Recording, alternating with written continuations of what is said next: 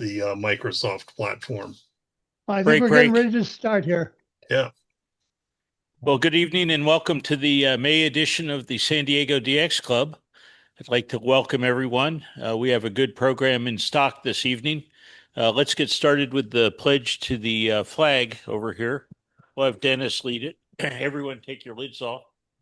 I pledge allegiance to the flag of the United States of America and to the republic for which it stands, one nation, under God, indivisible, with liberty and justice for all. Play ball. I'm going to turn it over to Bud, AE6BH, and he will introduce our speaker tonight. And I think, have some technical issues making full screen here. So we'll see if we can get this going. Bud, take it away. All righty. Can you guys hear me there in the hall? We hear you now. Okay. Well, tonight we have Jason Goldsberry, CE3/N5NU, presenting for us on his topic of the fusion of POTA and contesting and things to think through. He recently did a contest from a park for the ARRL sideband DX contest and made over 750 QSOs doing that from a single band on a single one. It looks like he set a single band on 10 meters. He's also built a lot of homebrew antennas and does a lot of remote and portable work on his travels in Chile. And with that, I'll hand it over to you there, Jason, and let you take it on. I'll take it on from there. Okay, well, fantastic. Good to see everybody here this evening virtually. Yeah, thank you guys for the invitation. When I was originally invited, we had a really busy travel schedule. Our seasons are inverted in Chile, and so the winter in the U.S. is summer in Chile, and things are busy. But things are a little bit slower now. My understanding is I have an hour, give or take a little bit, plus some Q&A time. Is that right? Yeah, it sounds like it should be more than sufficient. If that's enough time for you. Oh, okay. I understand. I just want to make sure I am not in a time sensitive culture. Okay. And so I just want to make sure I respect you guys' Yeah, I think the time. biggest thing for us is we can't overrun our stay at the restaurant there. Okay. Fantastic. Okay, well, I'm going to start the clock, so to speak, and I'm going to share with you guys my screen. I'll give you a brief background on who we are. All right. This may or may not work. Share. How about that? Let's try this. Okay, can you guys see that? No. No, not yet. Okay, that's not what I want to hear. Oh, there it goes. Okay, got you. Oh, we got it.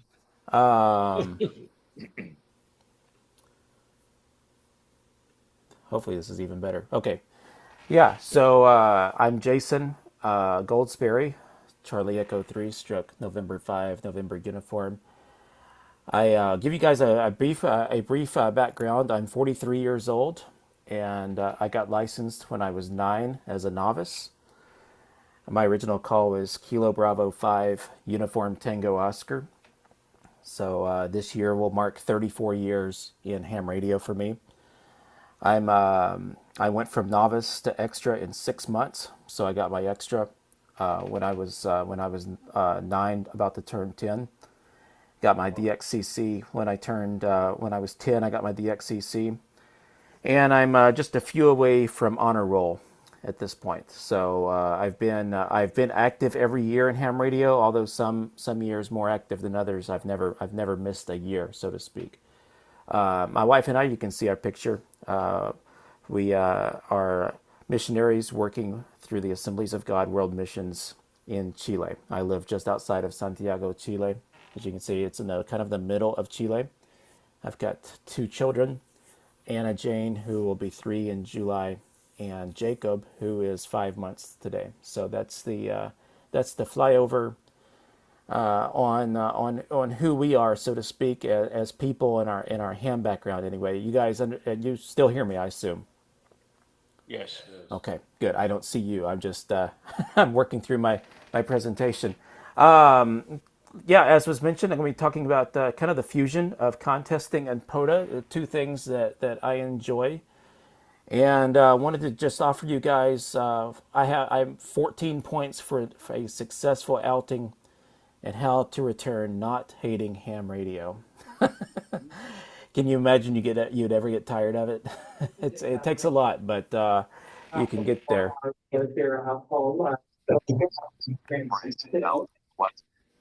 So I prepared this originally, something similar to this for Q5 Ham Radio. They ended up doing a different, they wrote a completely different article about me. And so this stuff has not been necessarily released.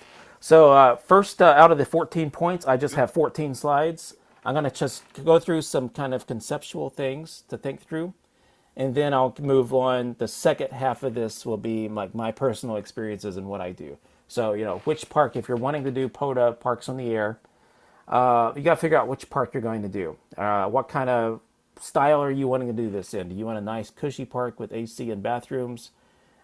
Or do you prefer a view of the sunset, with great takeoff angle? Do you want to do something close to home? Do you want to, parks here in the States have restaurants and all this stuff in them. The parks in Chile are not necessarily like that. We have great takeoff angles, but we do not have AC and bathrooms in most of the parks. And so that's going to impact what you're going to need to bring on, if you're doing a POTA activation or a contest. Do you need to bring hiking sticks or toilet paper, water, et cetera, et cetera? Which mode are you going to do? Something to think about. If you're doing CW, I enjoy CW. You're going to have to bring some way to do CW, a keyer that is that you're maybe not too attached to. And I would recommend that you bring something, a hex key to adjust that thing, because it's going to get jostled in transport. So you're going to want a keyer and a hex key. You're going to need to bring your microphone. I just use a hand mic. If you're doing digital, well, that implies you're going to need a computer for that and some way to power it, either battery, et cetera, et cetera. So which mode you need to think about, which mode that you're going to be doing your contest in. And one big thing here is, how are you going to power your station? Because the Parks on the Air typically, is portable. I have, there's very little in the way of commercial power at a lot of the parks that I'm at in Chile. And so what this means is that you've got to find a way to get power to your station, whether it's batteries. I like the BioInno or the Life PO4 batteries. You can bring a generator, maybe, into the park. Some parks have restrictions. We did a VHF expedition to Big Bend, down to Grid Square Delta Lima 88. It's been a long time ago. It's probably 15 years now. But they have a restriction on generators at that national park. Or if you're bougie, you have a nice cushy trip to the park plan, you might have commercial power from a cabin or a pavilion or something like that. That's not typical. Like I said, everything from POTA parks are everything from nice national parks with great facilities to a wildlife management area, which is just a plot of land with a sign on it. So there's a whole range of parks, and you need to think about how you're going to power your station. Which bands are you going to be on? Something to think through. So you need to think about, where are you in the sunspot cycle? For me, I enjoy, I did the ARRL 10 meter contest, single band contest, the 10 meter or 160, or even the VHF contest. They imply you're on certain bands. If you're going to be on multiple bands, all right, that's going to impact the amount of antennas you're going to bring, the amount of time you're going to spend changing radials out, changing whip links. If you're taking verticals that they're made out of the extendable telescoping whips, changing out elements to antennas, etc. So you need to think this stuff out ahead of time, because it's going to affect the antenna stuff that you're going to need to bring with you. And so there's nothing like getting out there and realizing, oh my gosh, I don't have the radials that I cut for this, or I don't have this thing for this. You think ahead on this. Which antennas?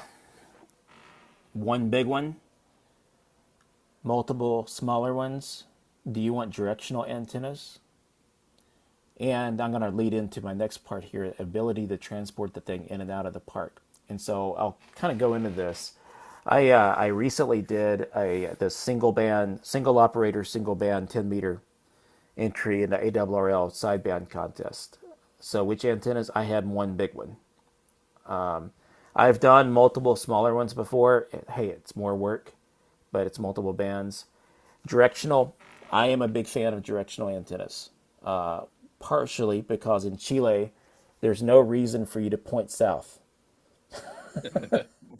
There's not much down there, unless you're working, folks on the long path, or you're working, Malaysia or something like that. There's not a whole lot down there.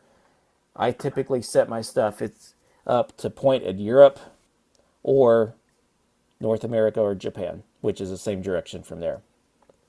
In the U.S., you have guys that have trailers. You'll see some of these at field day, that they have a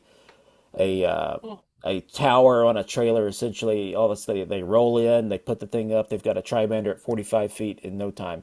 I have no such trailer in Chile. Okay, so yeah, it would be amazing, but that's just not how things are where we are. So it's going to impact the amount of weight that you're going to pack, the amount of time before the contest putting these antennas up. I'll get into my personal experiences here in just a minute. I don't want to kill all my time on that. Which rig are you going to take with you? There are QRPers out there that bring their small little, they fit in your pocket QRP rigs. There's the Chinese rigs now. The Xiegu was a Xiegu 6100. That's it's a 20 watt rig. Those are popular. You can get them for a few $100 on Amazon, from my understanding. A small 100 watt rig. There's folks out there that bring their fully loaded HF rig out to the park. That's not my personal style, but hey, it's fine if you do. So it's gonna, a bigger rig is going to have more power consumption, and even though you've got more features, you're going to need bigger batteries, and it's going to impact you in other areas. How are you going to log these contacts? Man, you've hauled this battery out, you've hauled all this antenna out in a big bag. You got this radio that you've miraculously put all this stuff together. How are you going to log these, folks? You going to pencil and paper it? These are kind of your options here. A laptop, or a lot of the POTA guys use apps on their phone. There's a couple apps that have been made specifically with POTA in mind, and SOTA, for you to log contacts. And that's going to impact your speed. Pencil and paper, it takes time to log. People are going to be calling you while you're still writing a call down or an exchange. Pencil and paper is light. It's not a laptop or whatever. Pencil and paper doesn't require any battery. It just requires a pencil, and a paper. Don't forget, in your phone. So, how are you going to transport this stuff? This is a big one.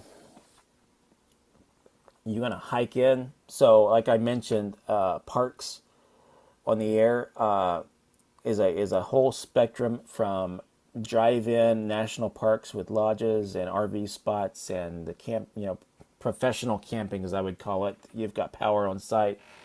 You're going to hike in to an operating site somewhere. up in the mountains away from people, or you're going to drive into a campsite. Yeah, it's going to affect your put up and your tear down, and you may have, if you're around other folks, you may have potential noise issues from either solar inverters or LED lights or something like that. So it's something to think about. There's nothing like getting on the air. You've done all this work and all of a sudden you can't hear anything because somebody's got an LED light 100 yards away from you. What kind of risk are involved? That's a fair question. The bears. Yeah, bears, sunburn, uh, weather hazards. Are you going to get struck by lightning out of nowhere? You going to get robbed? My God, I mean, it's all stuff to you don't want to think about this stuff, but it's all something to have in the back of your mind. And so it's going to affect, maybe your plan for weather or your security. I say security measures. I hate to refer to sunburn as a security, but it's a risk in some ways that can, if you get overheat out there, you'd be in a bad spot real quick. So something to think through. Limitations. Park hours. We have parks. A lot of the state historical sites in the U.S., those sites close when the park ranger leaves at 5. They lock the gate behind them. Some of them, state parks, you stay it overnight or you got to be out there by 10 or whatever. A lot of the parks in the U.S. have rules involving stakes in the ground or wires in the trees or clipping something to a bush, etc. Also, something to think through is the topography, especially if you're in a mountainous part of the world. That you may have some limitations imposed onto you by the geography, the topography of the land. So it's going to impact maybe your antenna selection. What park did you go to? Maybe not go to this park that closes at 5. Maybe go to something else if you're going to be doing a contest. Are you going to sleep in this contest? I've always said that you either make you do two of the three. You sleep well, you eat well, or you make a lot of contacts in the contest. If with luck you can do two of the three. You can sleep real well, you can make a lot of contacts, but you usually don't eat very good. Or if you eat really well and you sleep good, well, you didn't do so hot in the contest. You going home? Are you going to go home at night? You going to take a tent? Are you going to sleep in a Tempur-Pedic in the hotel? You think about this stuff. Just it's going to it's more to pack in if you're staying. More setup time. Bedding. I assume you're gonna use a pillow if you're sleeping, not a rock. So dietary stuff. If you're like me, I will say I'm not the best at this. You need to have plenty of water. I'm pretty good at the water thing. Some pre-packaged snacks, unless you plan on cooking out there, grilling or something. You're just going to say, forget it. I'm going to just leave and go eat somewhere, which is an option. If you have health needs, such as maybe you're diabetic, you need insulin, you need to think about that. Don't show up out there on the side of a hill and need your insulin. They're going to be coming to find you in a helicopter. So, that's going to impact what you're going to pack in and which contest is appropriate for you. There may be some that maybe you've got some restrictions. It's just best if you do that contest under different conditions. Unexpected items. Anybody ever had unexpected things happen in field day? I was at a field day when I was a teenager, and I saw 4 tornadoes. Jesus. I was in Louisiana. I guess who didn't go to field day for the next several years? I was like, no, I'm good. They had that. I remember this. I was this in the '90s. They had the computer. They had the big tower computer, back in the '90s, running Windows 3.1 or something, and they had it set up on Coke can stilts to keep it up off the ground so it wouldn't get wet. So, yeah, unexpected items. Your computer might get wet if it rains. Murphy's Law. Do you want to think about bringing some doubles of some things? And just the reality is you can only plan what's going to go wrong up to a certain point. Because there will be stuff that goes wrong. That's the whole essence of unexpected is that. Yeah, the whole essence of unexpected is you didn't expect it. Last point, just your expectations. There's always going to be some outside variables that just come into play. It just seems like it's always like that. Just life is like that. Propagation. You might have a huge solar burp that affects how much fun that contest is. You may get out there and realize you're not having fun and go home. That's been done before. I'm a big believer if you're not having fun, do something else, So just temper your expectations of what's possible. I like to push the envelope of what is possible, but the truth is I'm not running a kilowatt in a stack of Yagis from a park. So I'll walk you guys through a little bit of what I do and expand a little bit more. Those are all, the first 20 minutes have just been kind of conceptual things to think about.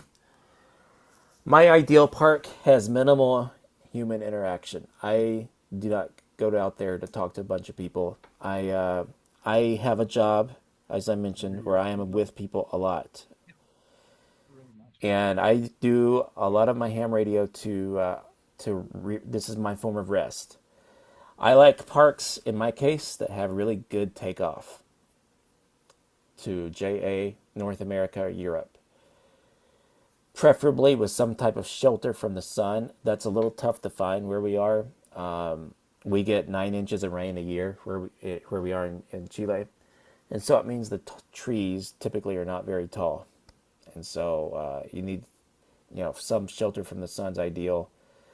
I don't like parks with a bunch of hours or on-site park personnel, etc. like that. See point A, right? Minimal human interaction. I don't want to leave a good run because the park's closing and they're gonna lock the gate on you or something like that. So that's just my preference. Everybody's park preferences are different. This is what I like.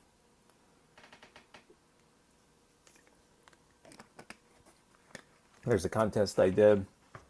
There's one of the parks I was at over Santiago, Chile, watching the sunset. That is my happy place. Is working stations in the U.S. watching the sun go down. I'm way up, as you can see. I'm up. I'm on the edge of a hill. That takeoff is. I'm 240 feet above the street below, so I've got an advantage there. What mode are you going to do? I want to talk about this for a second. I prefer CW. The contest, the most recent one I did, the big one, was sideband, but I prefer CW. The reason why is that it's picked up, your CQs are picked up by the RBN, the reverse beacon network, which means that you're less dependent on the DX cluster. I can tell you from firsthand experience, what happens on sideband contests is that you CQ until you 5, 7, 10 minutes. Finally, people just trickle in. Finally, somebody spots you, and the floodgates open, and you've got to guard that frequency with your life. Basically, with RBN, you've got enough multi-ops and enough folks that are clicking on spots going to you that keeps things moving along. It seems also that in CW, more people actually tune the band looking for folks to work. I'm like that. I don't like tuning the band, hearing all of the Mickey Mouse on sideband. It seems like more people turn the big knob, tuning for signals on CW. I'm like that as well. more people will work an S3 signal. I'm not always very loud just because of the setup and the distance, and a lot of it's propagation. I'm not always super loud. I'm not 15 over 9. A lot of folks will stop and work at S3 signal and code, and they'll just say no. They'll just give up on sideband. They won't take the time. So I prefer CW contesting over sideband. Here's the view of the reverse beacon network. You can see kind of what that looks like, where I was heard, etc. You can see your kind of how you're doing the signal to noise ratio. Get an idea of where the band's open. Looks like we had a good opening here. I would say, looking by this, I was probably S6 to S7 or so in the U.S., which is plenty loud. Yeah. How are you going to power? I use batteries. Like a generator. I don't. Well, I don't know if I even can.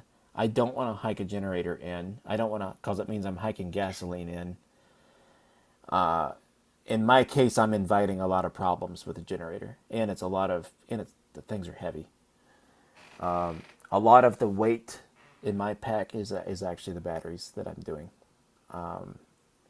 and so I'm limited on my batteries because of I'm limited on the size I can bring down from the U.S. because of the TSA.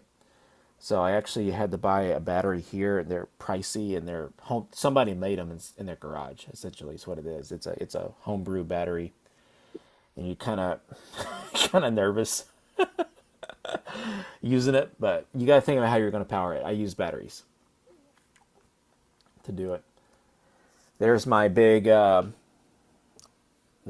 homemade battery. Doesn't. It says 50 amp hours. I doubt it's 50. I think it's a little less.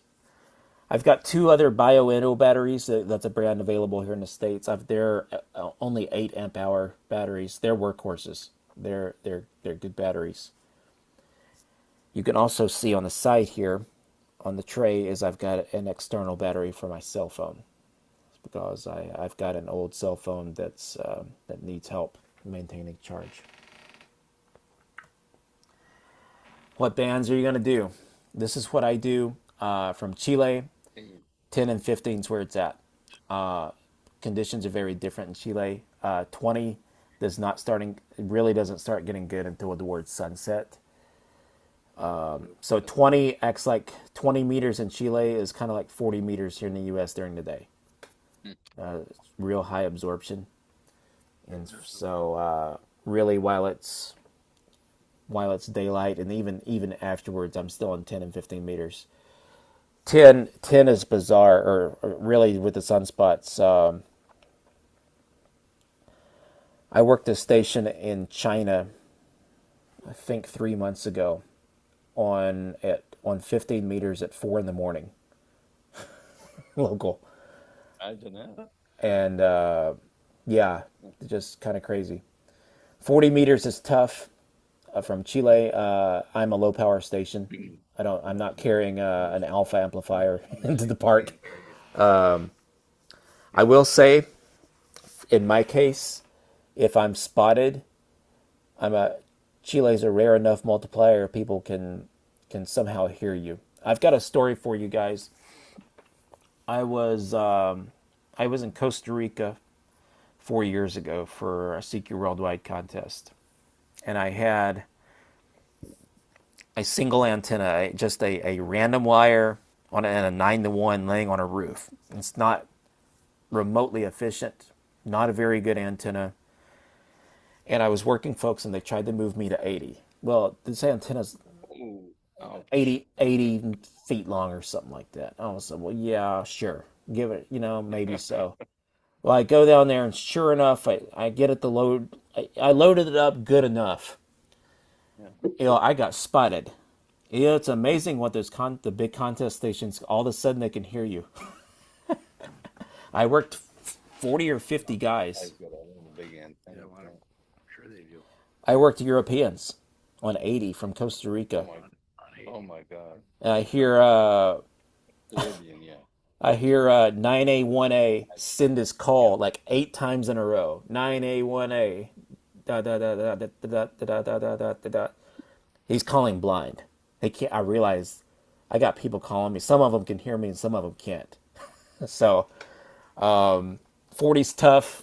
I've not done any 80 meters or 75 from down there. Yeah, I got better things to do. So 10 and 15 is where it's at from Chile. 20 doesn't start. Obviously with a lower band, you're going to require a larger antenna if it's going to be resonant. And you start getting into how are you going to support it. You're going to take a pole out there. You're going to have trees. You need to start, anything bigger than 15 meters, you start getting into thinking through some of this stuff. What antenna are you going to take out there? So I've used the whole plethora of antennas from Chile. My most recent one I built a 4-element OWA that breaks down into a hiking pack. And I'll tell you my inspiration for it was a YouTuber from California, K6ARK. He did something similar. He did a 6-meter antenna and hiked it to a summit. And I watched that video a number of times. I thought it was the coolest thing ever. And I was like, well, I can do that. I can do it for 10. And I feel like maybe I can do it for some other bands and just give it a shot.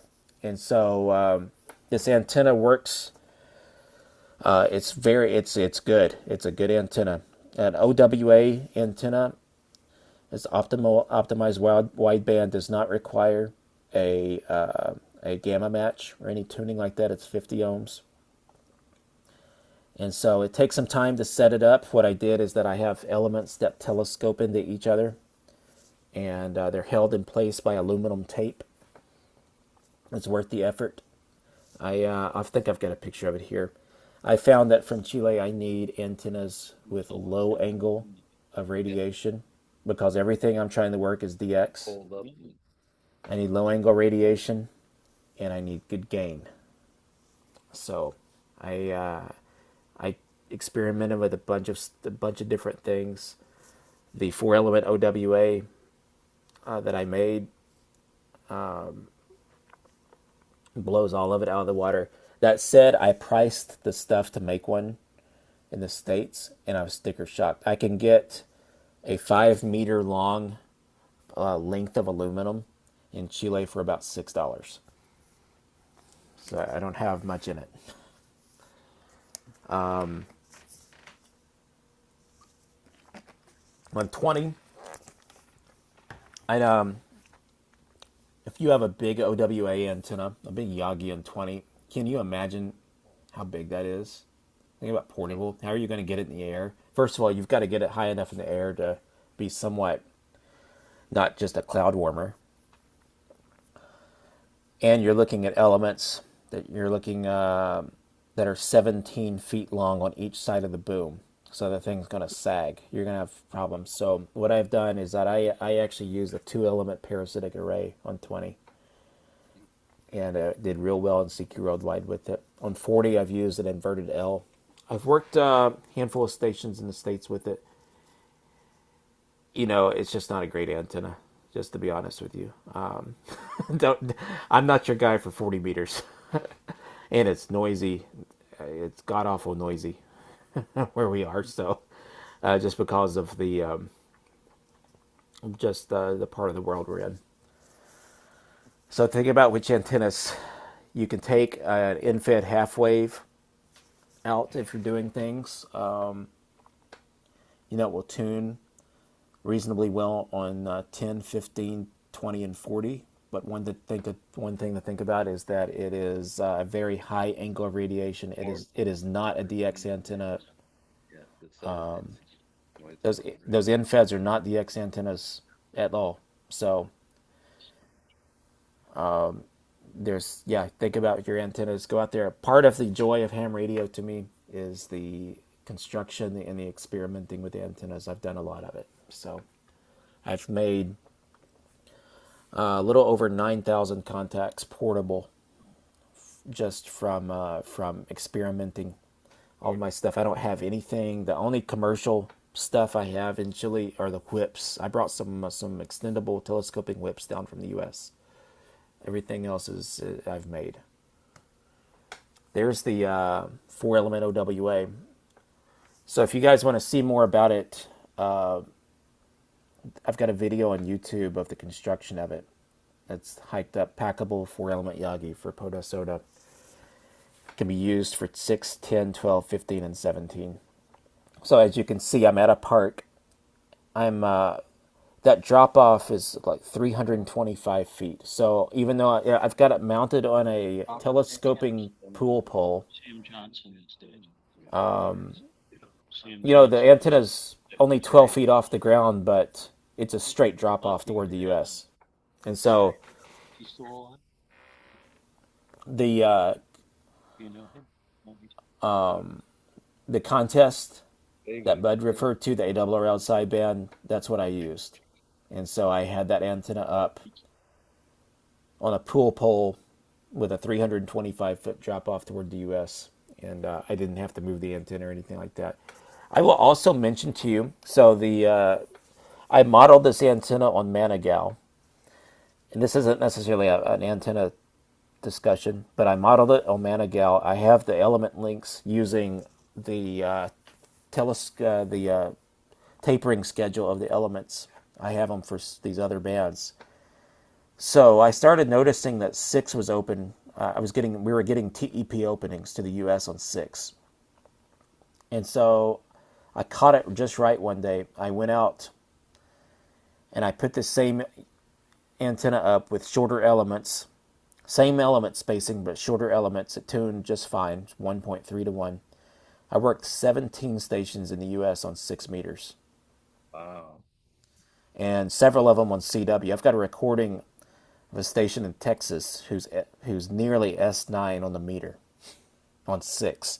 Of course, 6 meters is the magic band. It's 99% propagation and also 99% perspiration.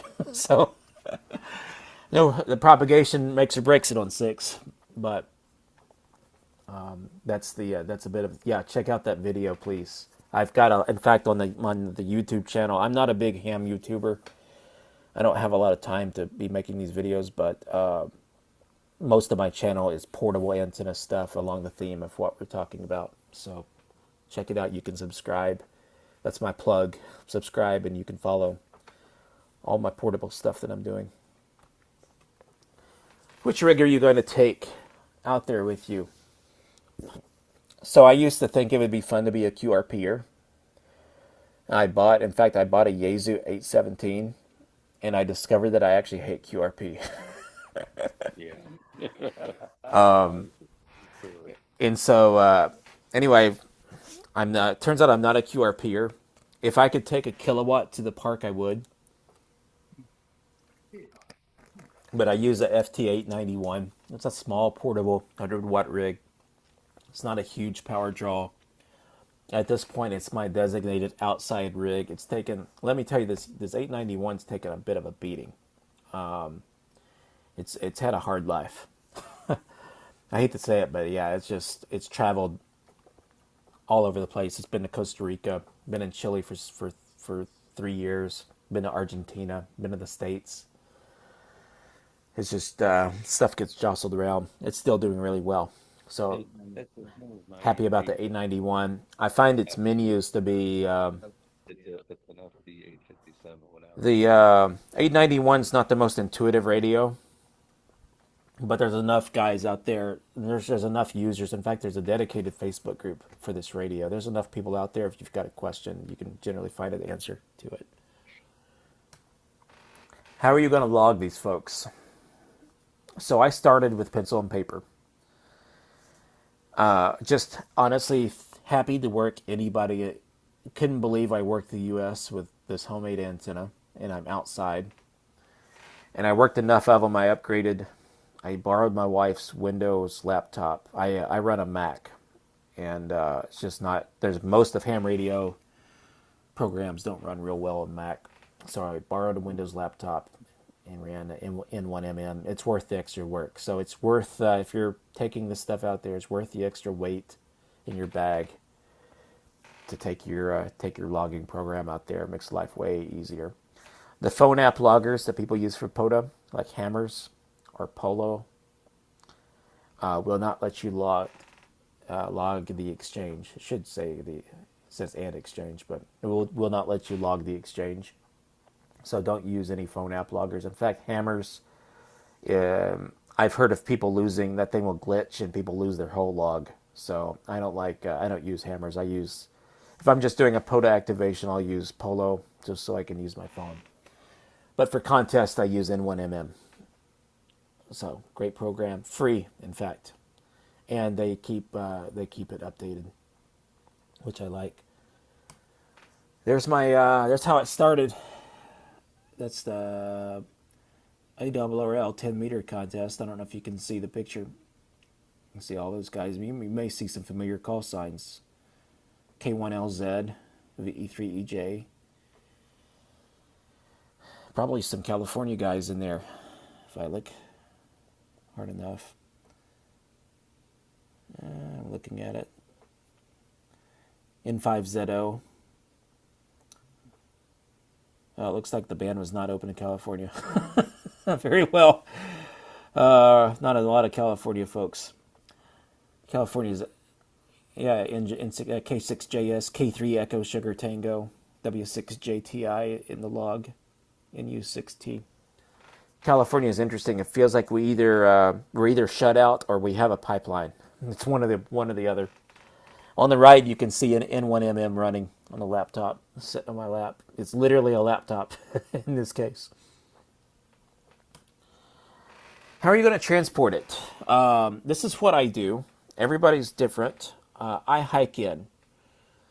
I found I do not mind carrying a heavy pack. In fact, I went and bought a hiking pack strictly for this. I don't mind if it's heavy, as long as it's not more than about 15 minutes of walking.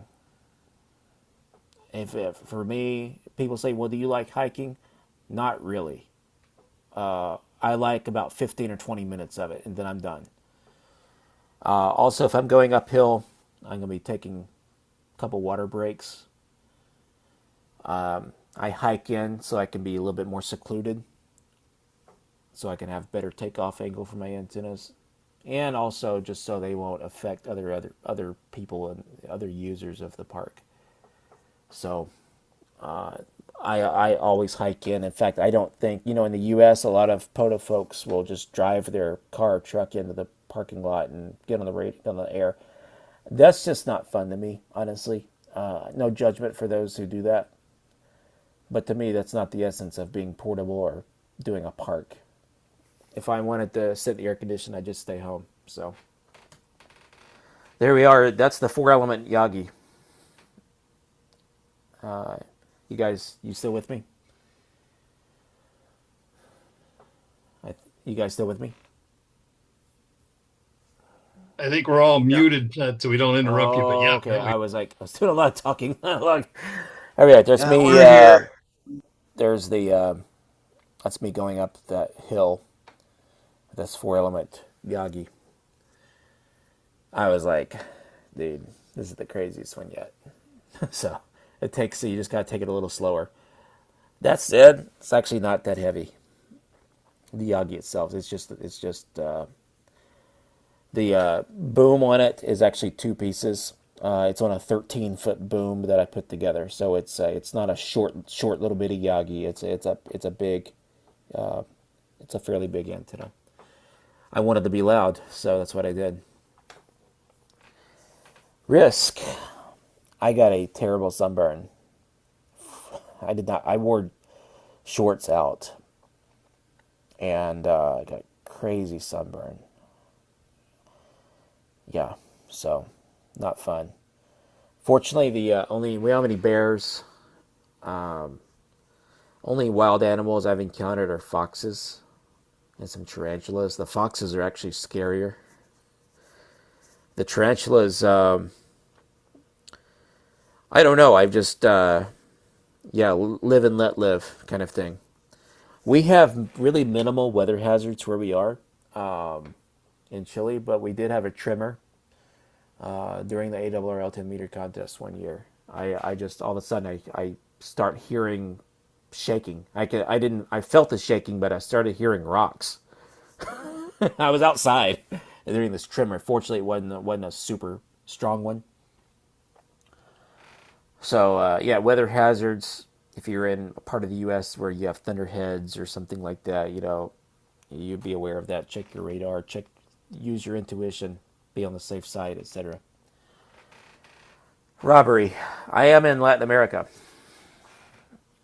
so there's things that happen. The best way I would describe it is the difference in the two places is that the U.S. is more proactive in their security. People depend on the state to provide security for you. In Chile, if you want to be safe, that's on you to do. We do have police, but they are reactive, meaning that they will show up after something happens and take your report. Being secluded to me decreases robbery risk. I'm more out of sight.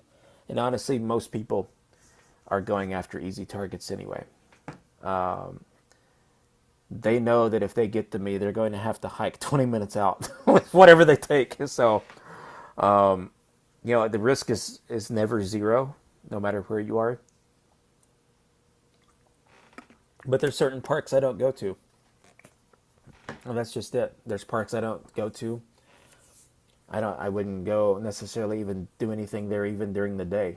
There's real risk. I go to places that I have visited before and that I feel safe at.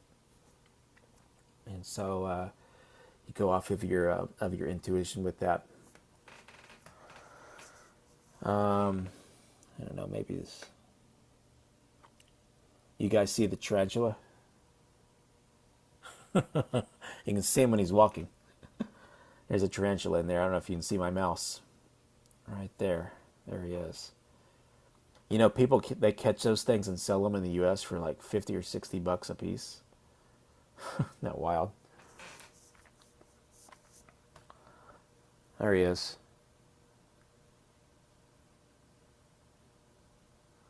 There he is. Yeah, I've seen 4 or 5 of those out at the park.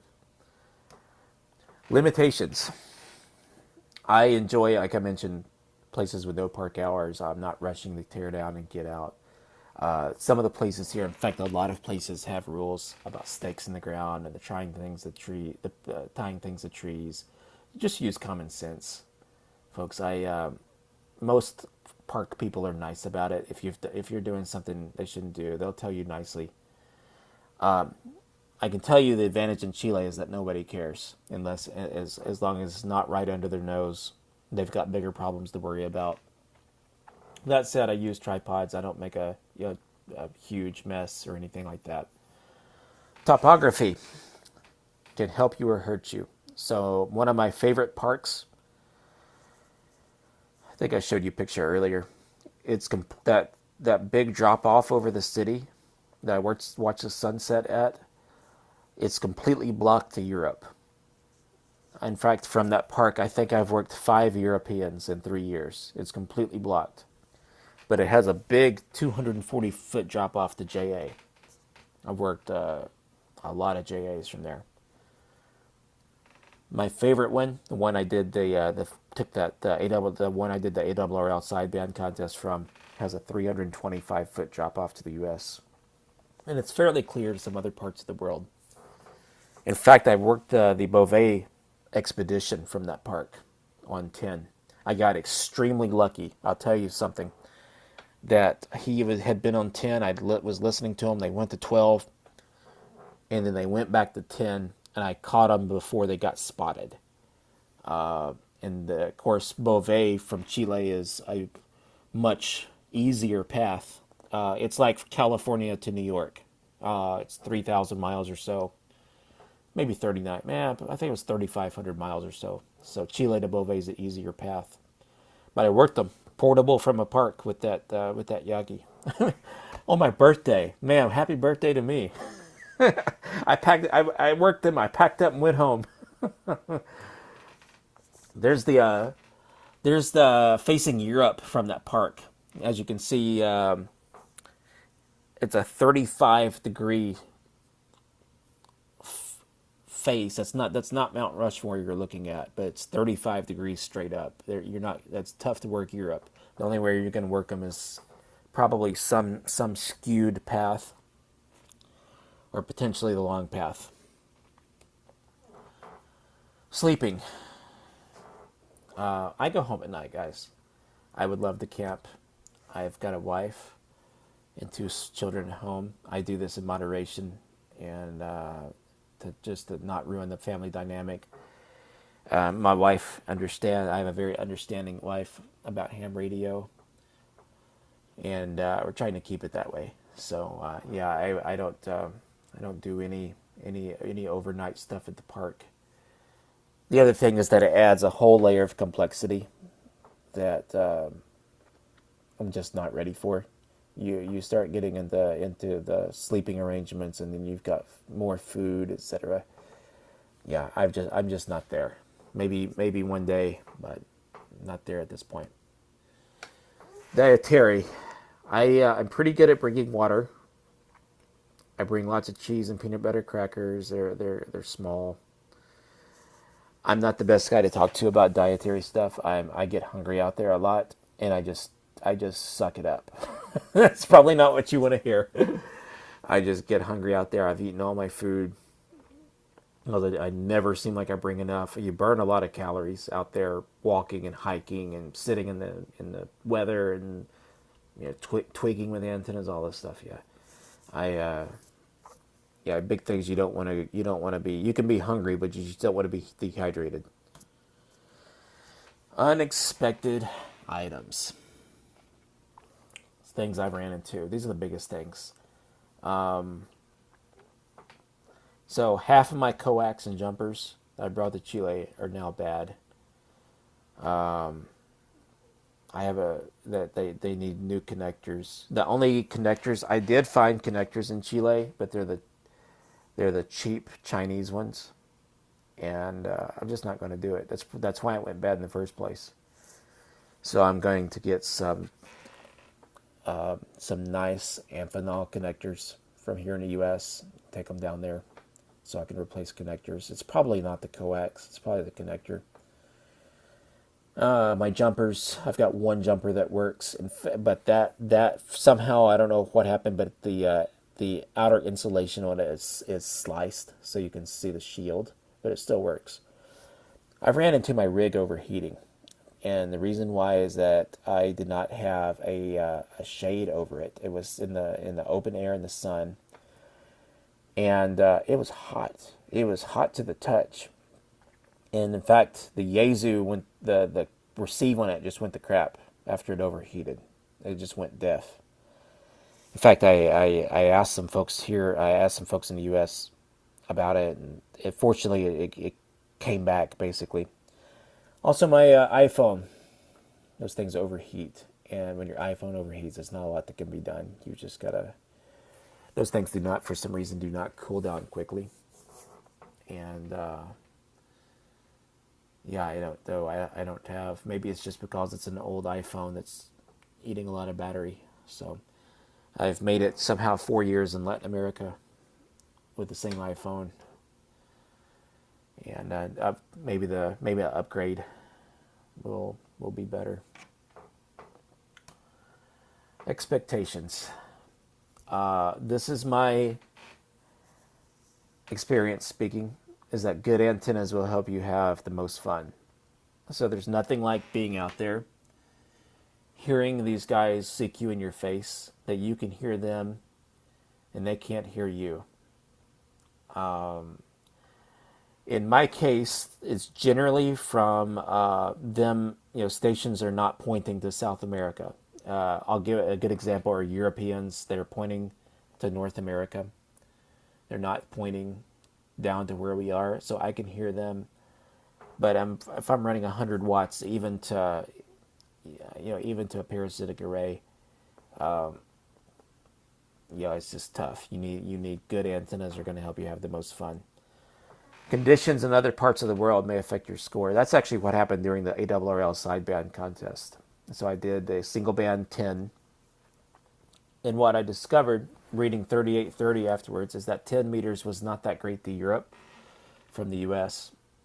And so what happens is that US operators spent kind of a minimal amount of time on 10. They had a great time running Europe and CQing on 15.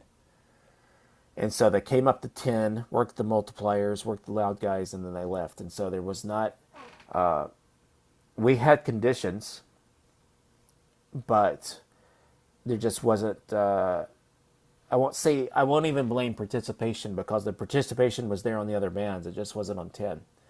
So we had propagation, but the U.S. didn't. And so sometimes conditions in other parts of the world will affect your score. I also did the Worked All Japan contest. I didn't. Oh, it was the JIDX contest in CW. I've had it marked on my calendar. I planned out. All right, I'm going to take this Yagi out here. I'm going to put it up and fix it on JA. I'm going to work Japan on 10. Well, guess what? Conditions. We had a big solar flare. I worked one JA. I sent the log in. I had one QSO, one multiplier, a score of 2. I worked one guy. So sometimes it happens. So expectations. There we are. That's my. Let me stop sharing my screen. I'm 53 minutes into this, so I don't want to do that. No, I don't want to leave the meeting. Can you guys see me? Yeah. Yep. Okay. Yeah, we see you. Okay. That was great, Jason. Very interesting. Jason, thanks very much. This is Rob, WA3IHV. I have a quick question. Have you thought or have you used solar? It sounds like you're there during the daytime mostly, and a solar panel might be later or roll up solar. Yeah, guess where it is? It's in the States. Oh, I've got one. I've got a big solar panel. I've got 100 water in the U.S. in my attic, and I've got a roll-up, a foldable one. My experience with it is that the one I have was purchased probably 8 years ago, and it's like a 20-watt solar panel, so you're not going to be charging at a very fast rate. There's probably better technology and cheaper technology out there. So I think it's a great suggestion. I think that may be the way forward with the small batteries. You've got about 2 hours in them. With a big 50 amp hour, things heavy, but you've got about 6 hours in it. So no, it's a great suggestion. Hey, Dennis sent 6KI. Great presentation. Very good Hey, Dennis. practical points. And the other thing is when the bands are like in open, 10 meters is like always open to South America when you don't think it's open. And I don't think a lot of hams, would think to point their beams south, because they just aren't seeing the spots. But it's open a lot more than people think, and that Yes. probably hurts you when they QSY. And Especially- and 15 is 15 is of course usually especially around now the money band during the day. Yeah, but like you say, and then of course 40 QRP, or if you run a Q, even 100 watts with the noise, and you guys probably have more noise in that hemisphere, so that could be tough. Yeah, it's good to see you, Dennis. I know I've got you on my log, I'm sure, a number of times from Chile. We have often a path up the West Coast. In fact, I have a friend in Alaska up in Fairbanks, Alpha Lima 7 Kilo Charlie. I text him when I'm on, and there are very, very few times that we cannot work. He's 8,000 miles from me. Isn't that crazy? That's yeah.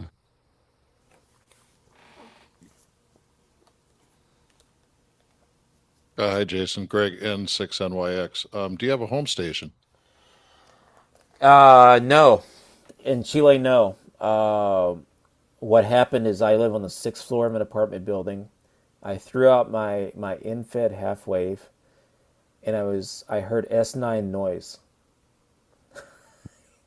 There's not a word, and there's not a lot. You can't see Q because all the people calling you can't hear half of them. I've worked a few folks from home, but no, it's not. It's not a lot of fun. It's way better from the park.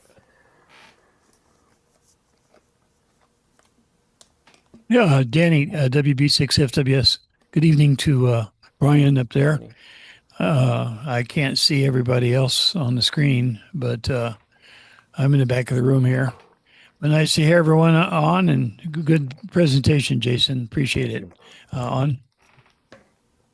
Thank you. I appreciate it.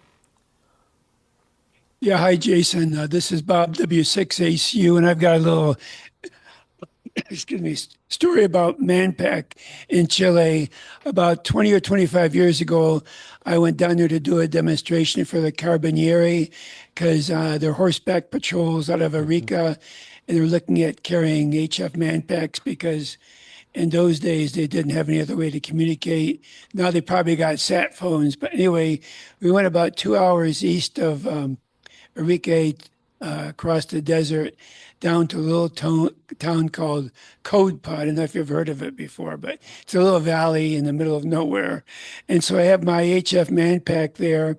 And just like you were relating, suddenly the atmosphere went dead. Even the background noise went away. And I thought the radio failed. So lesson number one, always make sure you take two radios. But what I did was I walked over to the local police station there, and they talked by HF to Arica and Santiago, and their radio also was dead. So I knew it was a solar flare. But when things came back in about a half an hour, we talked to Easter Island and Arica and Santiago. And so it was quite an interesting thing. But the real lesson there was make sure you take two radios if you're doing an important demonstration. So I enjoyed your presentation. Thank you very much. I appreciate it. The kind words. You were what they call in the back 40, so to speak.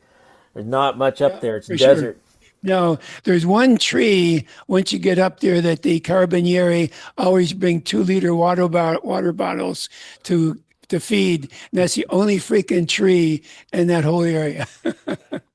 I flew up to Antofagasta, which is just south of it.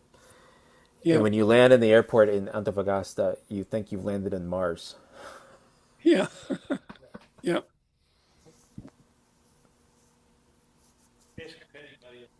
Anybody online want to talk to Jason? Just a quick comment from me. Can you hear me? Yes, sir. Yeah. Thanks for that presentation. It was great. And I feel in my gut a lot of what you've been through there. That ingenuity required to make things work. And at the end of the day, you get the reward that you know somebody's heard you on the other side. A lot of things like fishing or oil painting or whatever, you don't get that two-way experience that you get. And I really appreciate what you said today. I really enjoyed it. Thank you. Thank you very much. Yeah, it's been a blast. I have, I think, 130 countries worked from Chile. I've worked. I worked the Desacheo expedition on 2 bands, which is the miracle with them is being able to hear them. They weren't. I knew if I could hear them, I could work them. But yeah, it's been fun, and in a lot of ways, I'm not doing anything I haven't done before. But it's brought a different challenge and a new light to my ham radio experience. I won't say I was getting bored with it, but it's a completely different element. Great. Well, thank you very much. And we have a couple of housekeeping items before we go ahead with our roundtable. Can you pull up my...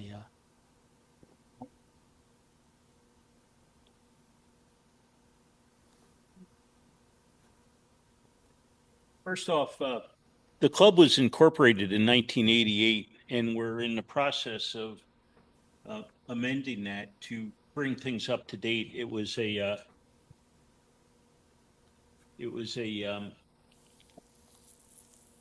nonprofit mutual benefit corporation, and we're trying to change to a public benefit corporation, and the state is having us go through some hoops to do that. One of the things that we have to do is the amended articles of incorporation have to be voted on and unanimously accepted by the membership. So essentially, it's changing from a nonprofit mutual benefit to a nonprofit public benefit corporation. And then a few of the other minor changes that we've made, including the address. It will be my home address, and that will be the corporate address, and the service of process will be through me as the president. In the 1988 filing, all of these people are silent keys, so it's really not applicable. And they say, "Oh, well, you can't change it." I said, "Well, these people don't exist anymore.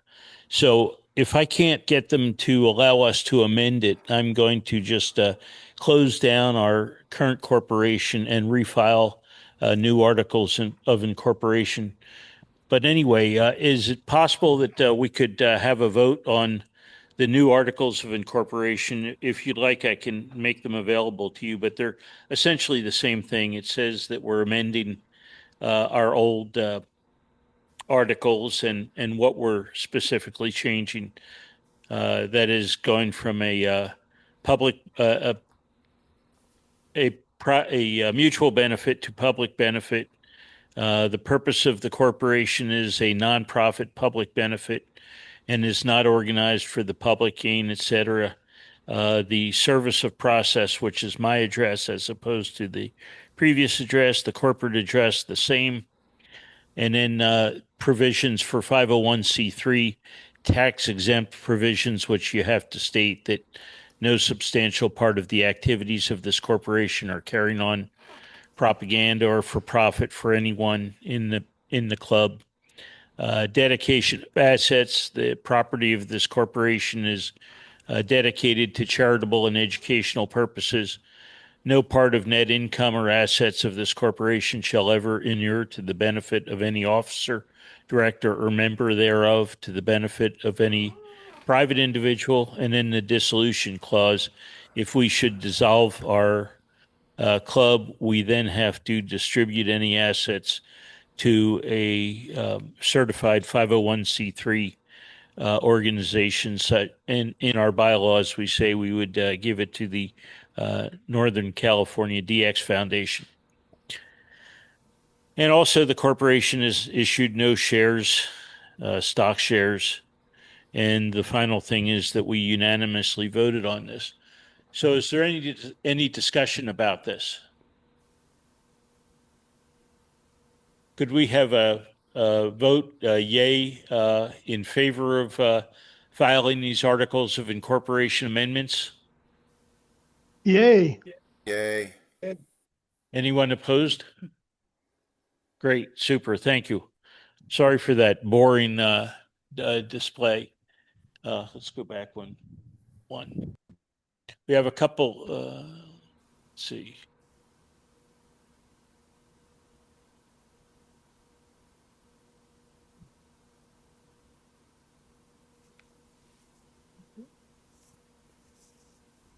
Okay, go on. Bud developed an app to notify people when their license becomes available. Bud, can you say a few words about that? Yeah, sure. It's we have a club Excel spreadsheet, obviously, that we use to maintain a record of who's paid dues and addresses and phone numbers and all that kind of stuff and call signs. We recently had a member, actually from my other club at the Escondido Club, who called me in a panic, who thought he had let his license expire, and worse yet, he was in such a panic he thought that it had expired 3 years ago, and he'd been continuing to make calls for the last 3 years to his friends in Germany, and of course, if you let your license expire more than 2 years, you're in a world of trouble because you've got to retake the test in that case. And poor Rolf is 94 years old. And so he was in a bit of a panic that he might have to retake his test and said, shouldn't this be something that a club could monitor for us as a added uh, benefit? And I went, yeah, it sounds like a fun little project, actually. The data's there, obviously. We just got to figure out how to mine it and get it incorporated so we can uh, keep track of our membership. And it turned out to be incredibly easy in Excel. Uh, Thanks to Microsoft's Copilot AI, I simply asked it to go find me the database and mine the data out of it and write me a macro to do it, and it did. Uh, and so then I just had to add it, the output of the macro into one of the cells. So it turns out we had about three expired licenses in the club and a couple who are impending expiry, which what it will do is just highlight some expired folks in red and impending expiries in yellow. Those being as soon as you can attempt to renew a license is 90 days. So this just happens to light them up in yellow if they're within 90 days of expiring. Of course, you always have 2 years grace period. You can't operate after you've expired, but you do have 2 years to renew and retain your old license status. So it seemed a great addition, uh, uh, additional service the club can offer its members, and we'll just keep an eye on it. Every time I think it will be the spreadsheet is maintained generally by the club treasurer, uh, and they look at it obviously, fairly frequently. So when these things prop up, they'll just automatically send an email to whoever needs an email to remind them to renew their license. And thankfully, Rolf's license had not expired, and indeed, and he had renewed it 3 years ago. He just forgot, and so he took a great sigh of relief and doesn't have to worry about it for another 7 years. Great, thanks, Bud. So if you're worried about your license expiring and not sure, you could check with either Jim Wellington, our treasurer, or Bob LaRose, W6ACU, our secretary. Both of them have the data.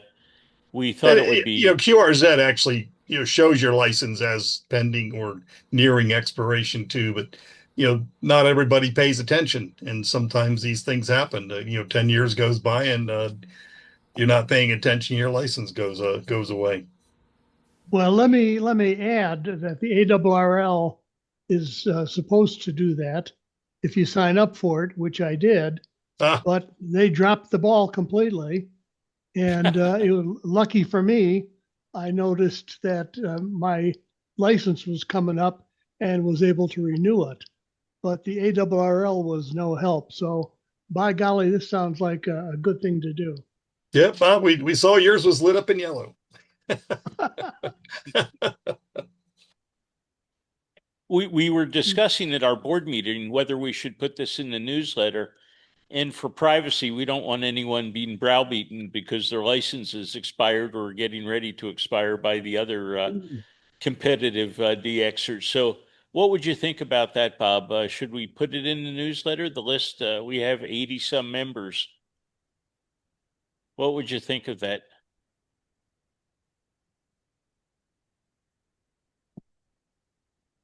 Can you guys hear me? Yeah. Yeah. Okay.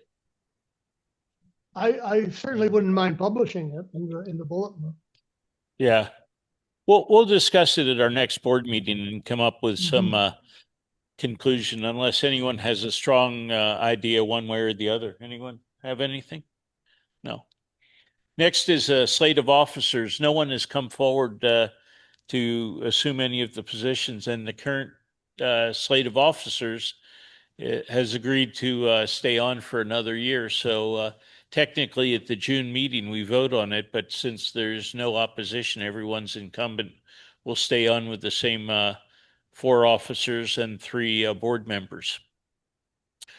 As we always say, anybody that wants to volunteer I think any officer would happily, let their seat go to somebody else. Next up, the club historian has been Glenn Ratman, K6NA, and Glenn has asked to be relieved of his duties. So we're soliciting to see if anybody would be interested. One person that came to mind, we were thinking Gail K6GO might be a good club historian. She's out of town right now, but if anybody's interested in that, there's really not much to it other than just keeping the old historical albums with pictures of the original 10 members that started the club 80 years ago. So that's about it. I have a couple of the albums from Glenn, and I need to add in the call signs because most of these people I never knew, and I spent some time with him and put little post-its on the album so I can add the name and call of these various people that started the club and some of the various things they did the expedition to Clipperton and the International Geophysical Year. So it's some varied, pretty interesting history in the club.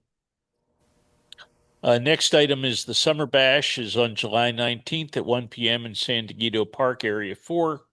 And we're going to have Phil's catered again, so we hope to see everybody there. We've been asked to talk about two upcoming radio events. First of all, World Cup in LA is going to have a special event station, Whiskey 6 Charlie, from June 11th to July 19th. And they're looking for people to operate from their home stations using the special call. And you can sign up on this website, b4h.net/ops4WC World Cup 26 LAX.php. So if you're interested in volunteering and operating as Whiskey 6 Charlie for the World Cup special event station, contact these people. This came from Marty Wall, the request. The other is there's a group of clubs in the Mid-Atlantic states, South Jersey Radio Association, Philmont Radio Club, and a few others that are putting on the Year of the Club QSO party, which is June 20th to 21st.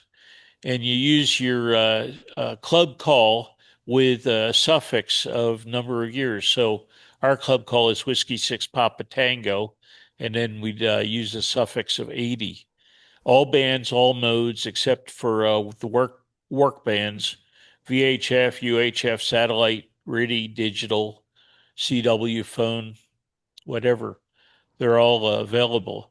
We talked about it at our board meeting. Unfortunately, that's the weekend of Father's Day, and there was underwhelming interest on the part of the board members in doing this. But if anybody's interested in doing it, we could probably put something together as a club for that. As Jason said, keeping family in equilibrium is important. And I think most of even though some of you guys, they call you mothers, but there's a lot of fathers here. So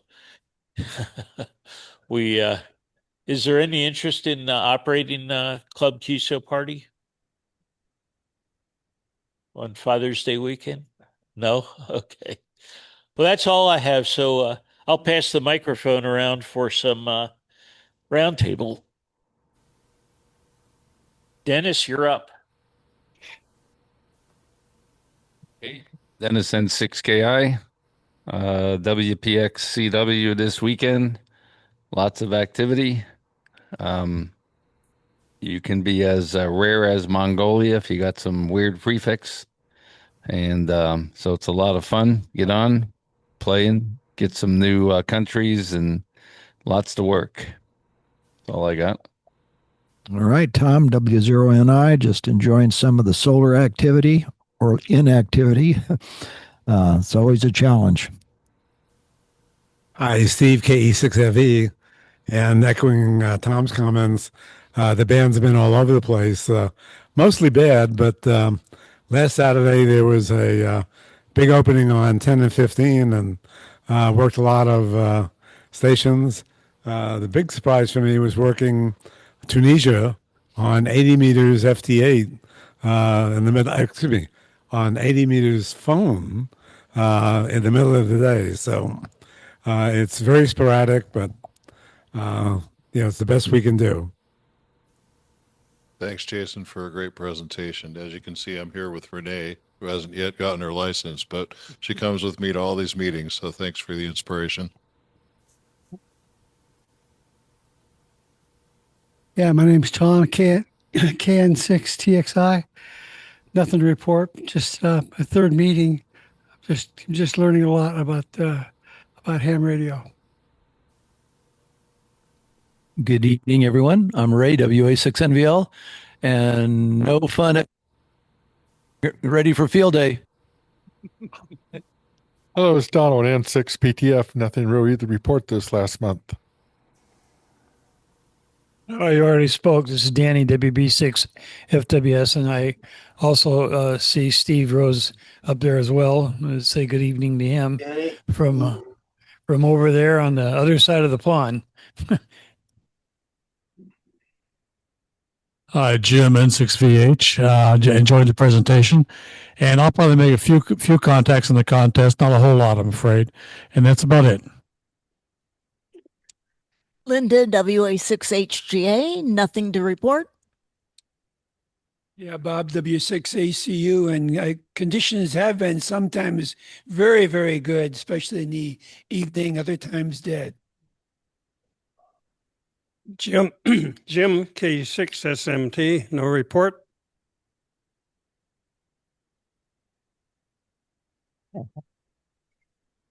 And Jerry, W6KIN. The only thing I'd like to bring up to report is that the All Museum Ships Weekend is coming up on the 6th and 7th of June. So you can listen in. You'll hear the midway on there for San Diego. That's it. Great. You can take down the thing. Bud, you're up next. Yeah, Bud here, E6BH. Nothing really to report. I'm not even sure if I've turned the radio on in the last few weeks. I've been busy doing other projects around the house and stuff. So once again, Jason, thanks so much for the presentation. It was fascinating. And I'm especially intrigued by your homebrew antennas. I'm going to have to watch your videos on that. Yeah, thank you very much. I appreciate it. Thank you guys for the opportunity to share. I've been privileged to live this last 3 years, and sometimes you've got to make lemonade out of lemons. So that's I'm hoping in the future that I'll be able to put up a big Yagi on top of the apartment building that we're in. I don't know noise-wise how that's going to perform, but yeah, that's a whole layer of bureaucracy I don't know if I'm ready for. So great. Thanks very much, Jason. Let's see, Brian, you're up next. Well, welcome everybody, and thanks for having the meeting from Texas here. Special shout out to Danny there. I heard you holler out my name earlier. I don't have anything really to report. I'm still in the same status here. We've had some pretty good rains and weather here recently, so I haven't got any HF activity going for me yet.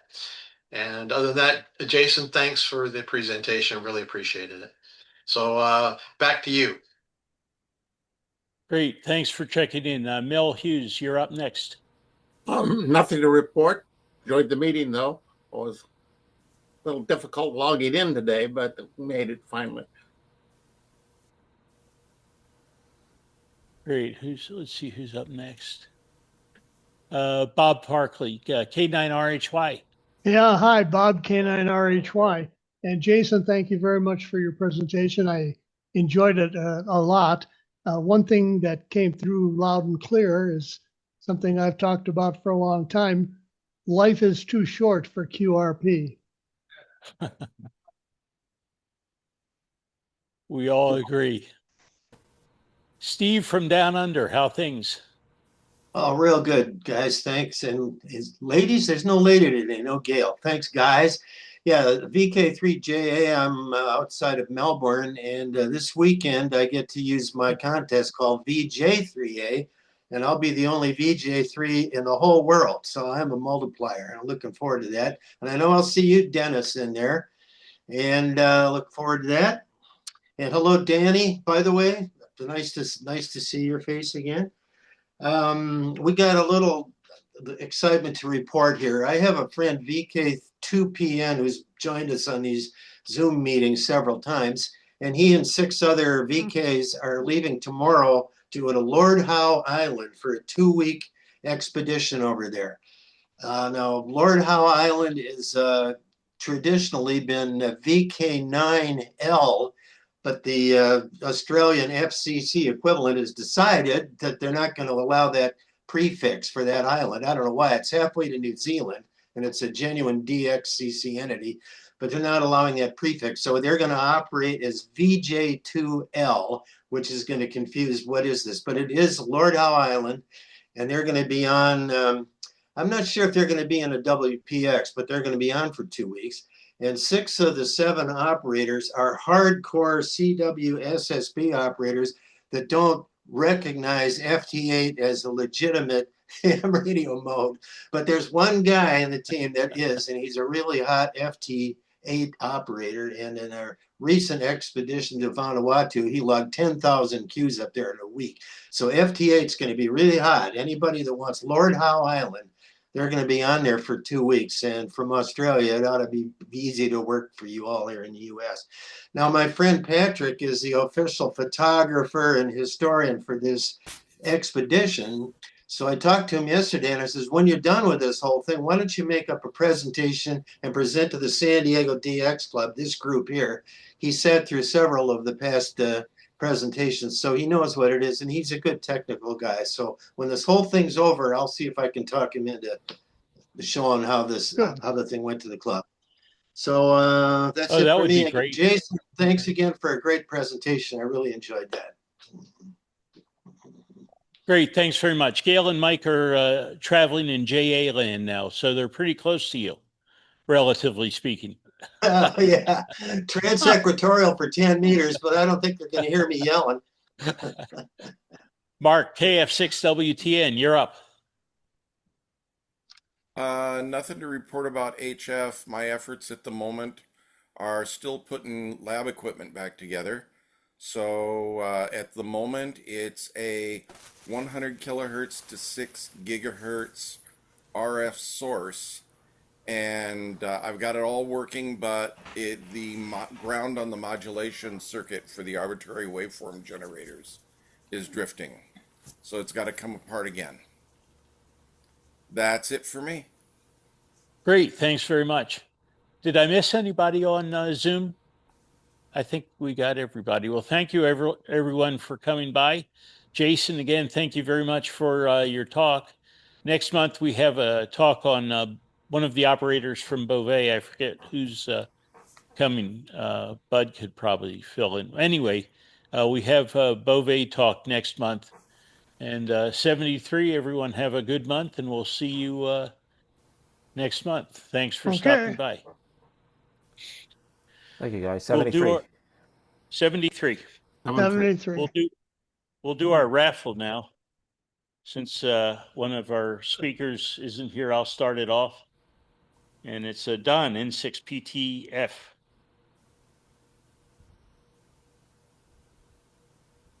We have butter toffee, caramel corn. We have English toffee. We have Coors Light, Heineken, Prosecco. We have Chardonnay, Pinot Gris. And then that's a red, yeah. That's Prosecco. That's like a. I'll take the red. Okay, great. Oh, before you go, you've got to choose the next one. There you go. Woney. Woney, go pick something. Just Woney. I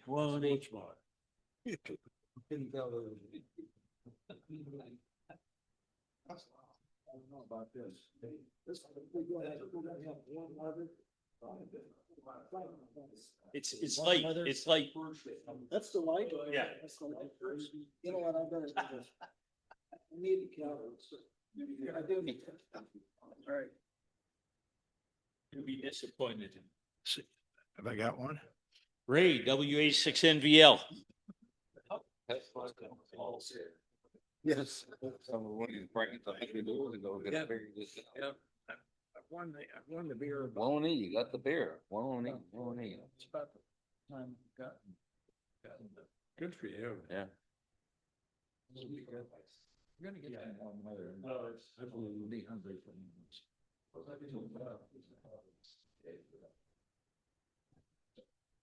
I heard Chatham Island it's like at 3:30 in the morning.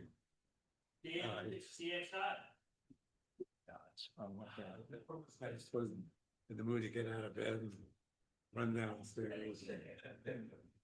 This was on 30 meters. 30. That's another. That's a good band. Yeah, we went around. That is. Yeah. 10.3 FCA.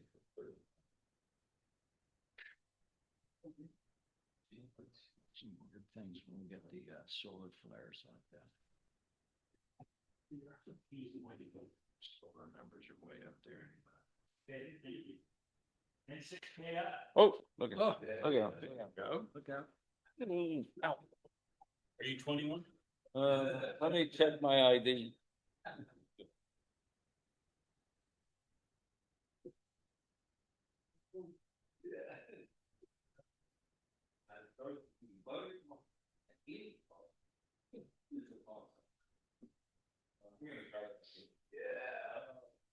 Take one and pass it around.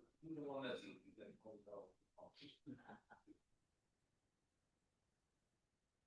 there we go. Renee. Hey, Renee. Welcome to the DX Club. Yeah, see?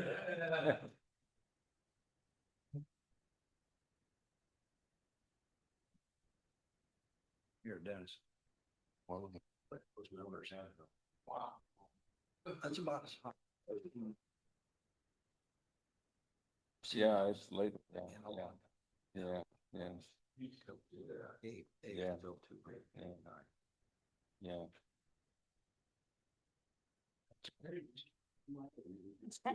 Oh, wait a minute. That's rigged.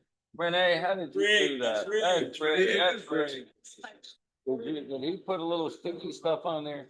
Yeah.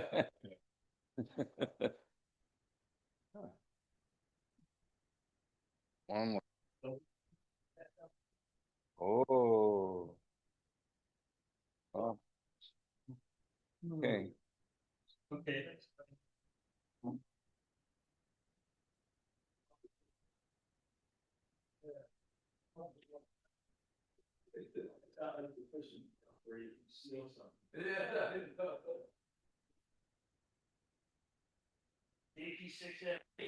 Okay.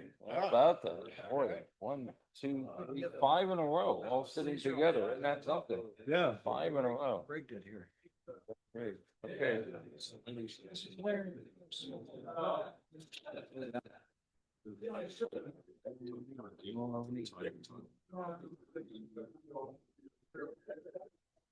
Gotta get up to the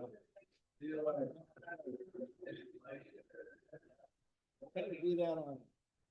Well, thank you very much, everyone, for coming. Have a Right. great month. We'll see you next month. Stay well.